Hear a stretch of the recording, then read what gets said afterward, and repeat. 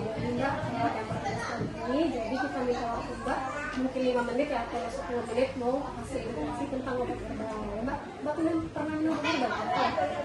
Minum obat herbal apa biasanya? Asam. Senjamu ya. Jadi kita edukasi sebentar Mbak ya. Jadi obat herbal itu pada dasarnya itu obat bahan alami tumbuh-tumbuhan tuh yang kayak kunyit asam berarti kan obat herbal ya? Kunyit, jahe, lengkuas kan? Nah itu biasanya memang digunakan untuk satu untuk penyembuhan sama juga untuk daya tahan tubuh kan, misalnya kayak stamina ya. Nah tapi kan sekarang udah modern nih, untuk obat herbal itu sudah nggak lagi yang kayak rebus-rebusan ya, tapi juga yang sudah bentuk pabrikan yang kayak bentuk kapsul, bentuk teh, bentuk serbuk ya. Nah itu yang marak dijual kan. Nah obat herbal yang seperti itu yang kita takutnya tuh obat herbal yang ilegal.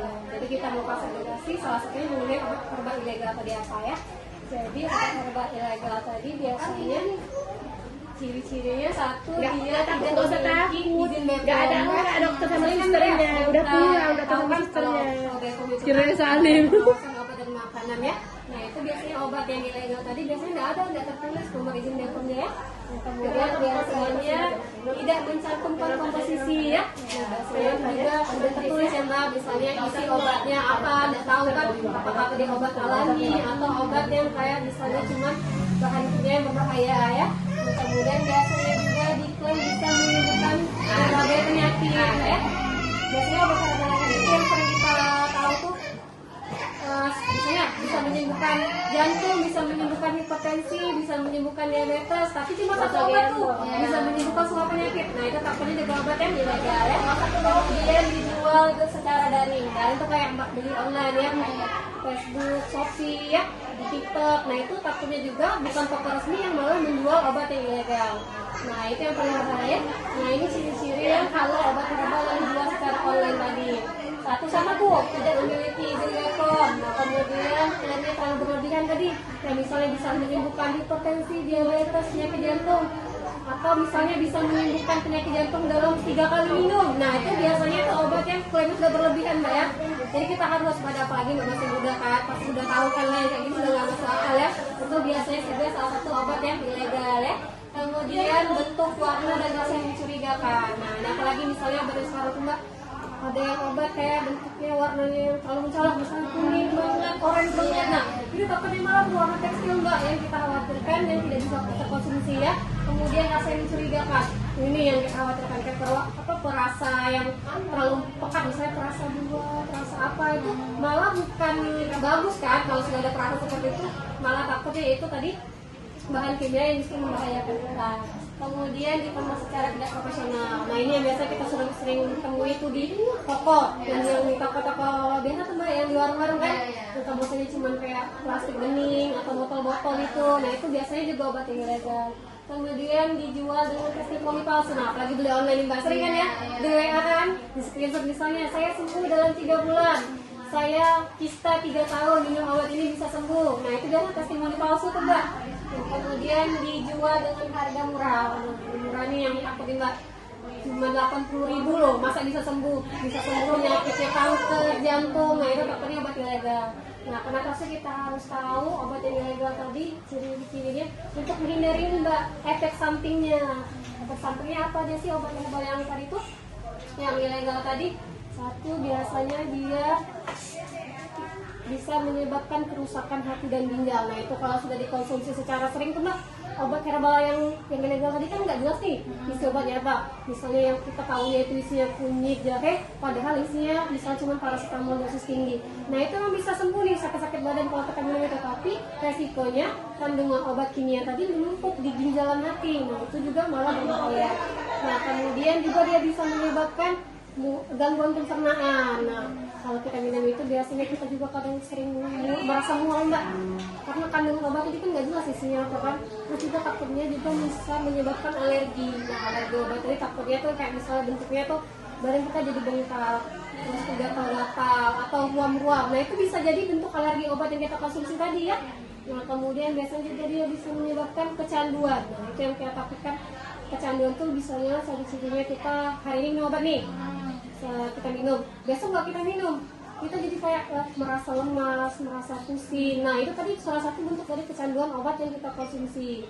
Nah, kemudian bahayanya lagi kalau dia dikonsumsi berbarengan dengan obat dokter. Misalnya kita sudah sakit nih, kita minum obat dokter.